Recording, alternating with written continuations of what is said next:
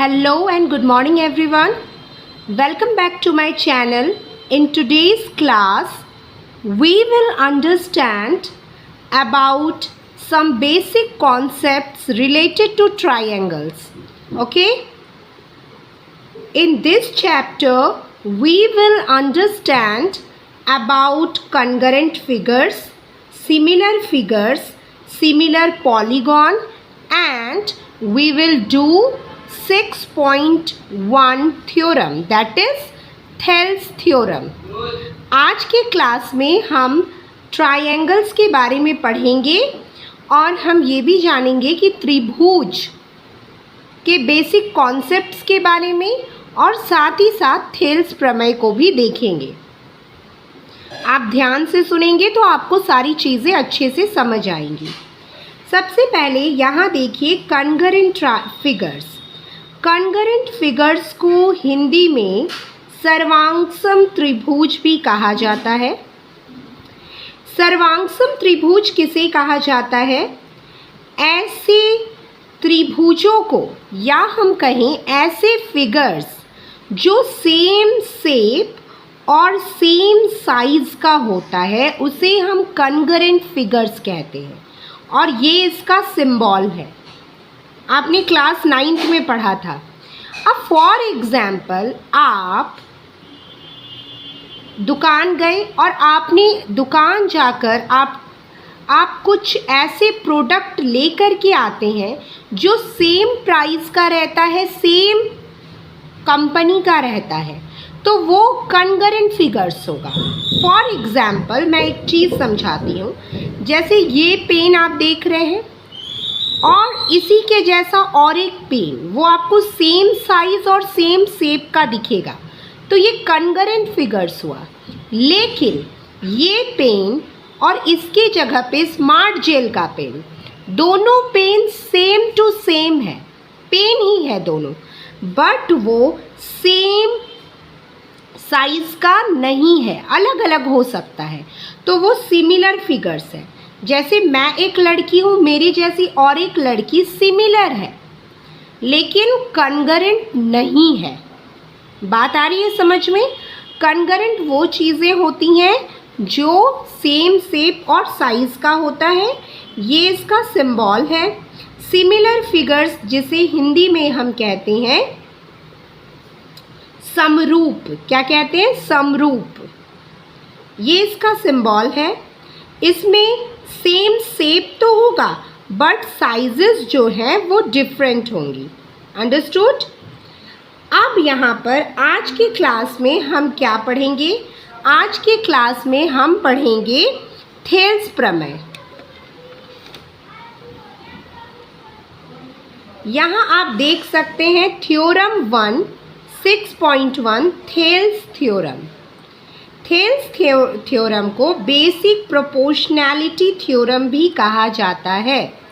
हिंदी में इस थ्योरम को हम कहते हैं थेल्स प्रमेय.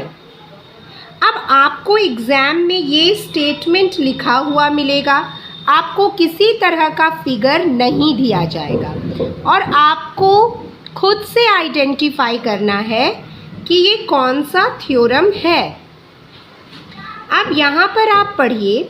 If a line is drawn parallel to one side of a triangle to intersect the other two sides in distinct point, then the other two sides are divided in same ratio. इसका मतलब क्या कहा जा रहा है? इसका मतलब ये कहा जा रहा है, आप इस फिगर में देखिए, एक ट्रायंगल है. यहाँ पर बोला गया a line is drawn parallel to one side of a triangle. एक रेखा खींची गई जो कि ट्रायंगल के एक साइड के पैरेलल है. पैरेलल आपको पता है, समांतर जिसको कहते हैं. तो ये एक लाइन खींची गई है जिसका नाम DE लाइन है, वो BC के समांतर है, पैरेलल है. अब कहा जा रहा है कि ये ट्रायंगल की अदर टू साइड्स को अलग अलग पॉइंट में काटता है. तो ट्रायंगल का ये एक साइड है और अदर दो साइड क्या है, एक तो ए बी है और दूसरा क्या है, ए सी है। तो ए बी और ए सी को डी ई लाइन एक डी पॉइंट और एक ई पॉइंट में क्या कर देता है, कट कर देता है। ये बातें आपको समझ में आ गई। अब कह रहा है कि आप प्रूफ करें कि two sides are divided into the same ratio. ये जो अदर टू साइड्स है ये सेम रेशियो में कटेगा। इसका मतलब क्या है, इसका मतलब ये है कि हमें ये प्रूफ करना है कि ये जो ए डी, इसका दो टुकड़ा हुआ ना, ए बी का दो टुकड़ा हो गया, एक तो ए डी और दूसरा डी बी, और ए सी का दो टुकड़ा क्या है, ए ई और ई सी।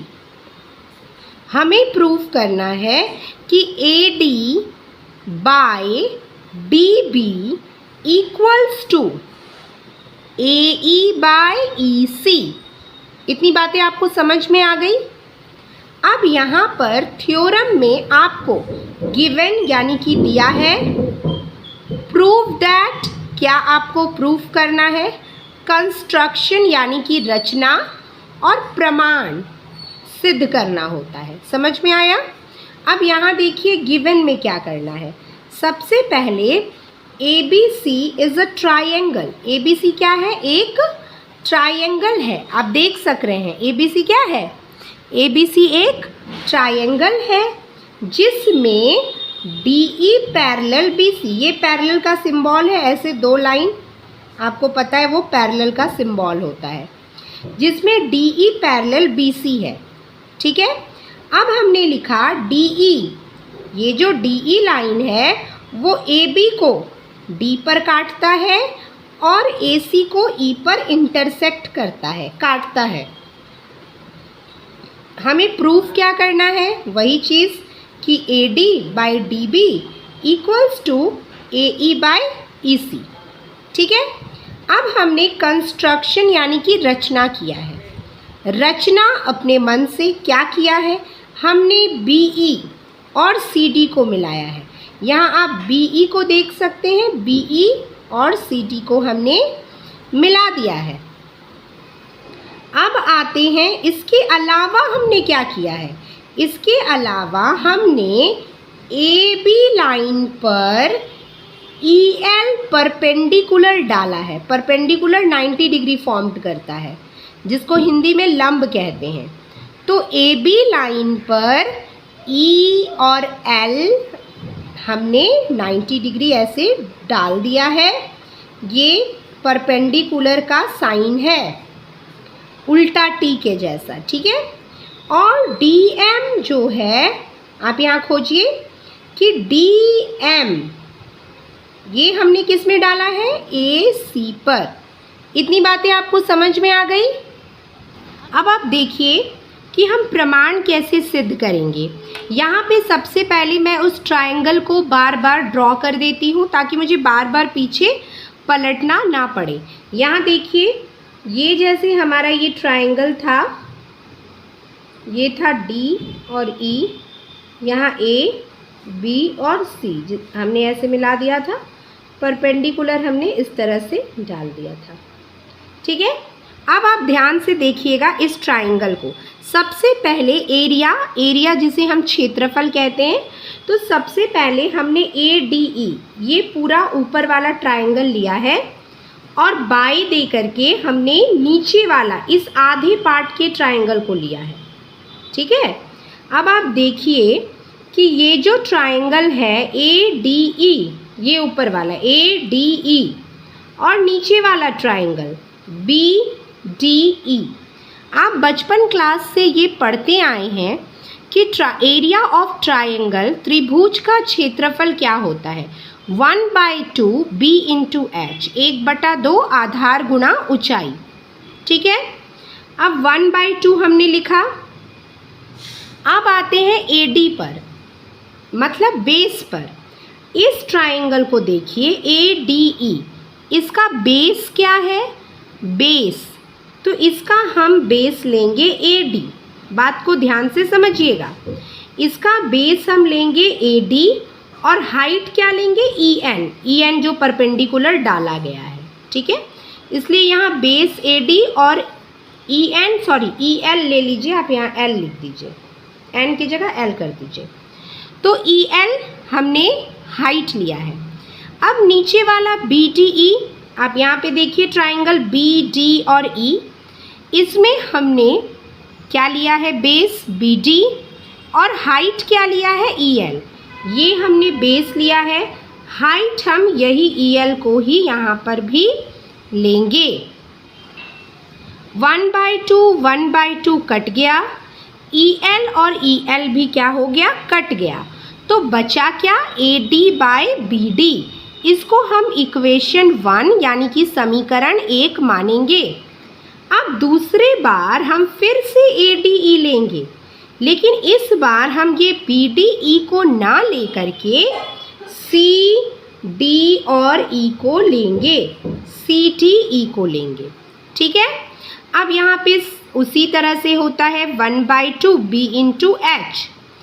अब इस केस में हम ADE में बेस को चेंज कर देंगे, यानी कि AD को ना लेकर के AE को लेंगे, क्योंकि नीचे की तरफ इधर वाला ट्राइंगल है, इसलिए AE को बेस लेंगे। अगर हम AE को बेस लेते हैं तो हाइट क्या हो जाएगा, D और M। बात आई समझ में? तो हमने AE और DM बेस और हाइट लिया है। अब CDE के केस में हम देखते हैं, CD और E के केस में हम बेस लेंगे EC को और हाइट सिमिलरली DM को हमने लिया है। अब यहाँ देखिए ये दोनों कट गया, 1/2 भी कट गया, तो बचा क्या, AE और EC बच गया। इसको हमने इक्वेशन 2 माना है। बात आई समझ में?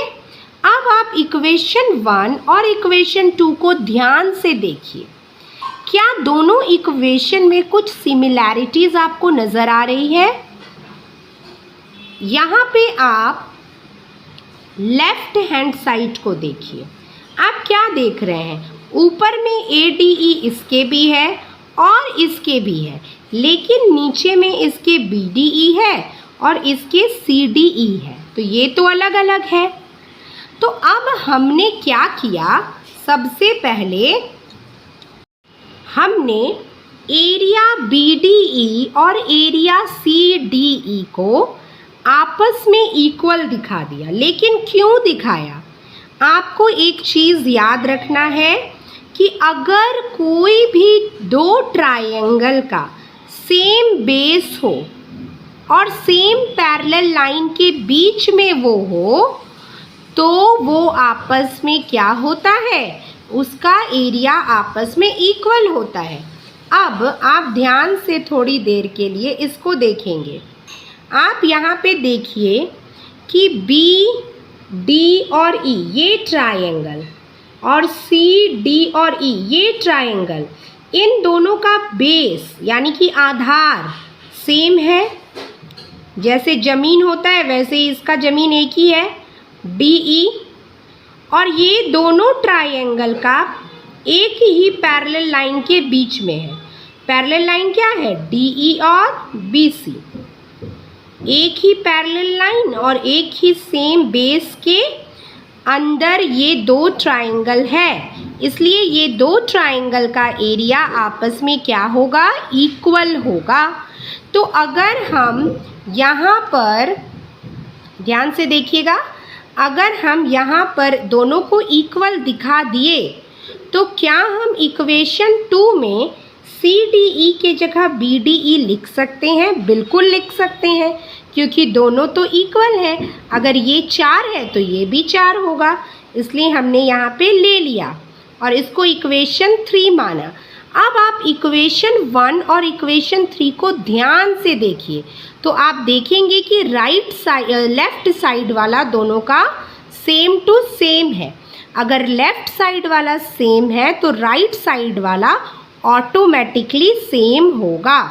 तो इक्वेशन 1 और 3 से ये दोनों आपस में क्या हो गया, इक्वल हो गया। हमें यही तो प्रूफ करना था। आई होप कि आपको ये थेल्स थ्योरम अच्छे से समझ आया होगा। Thank you.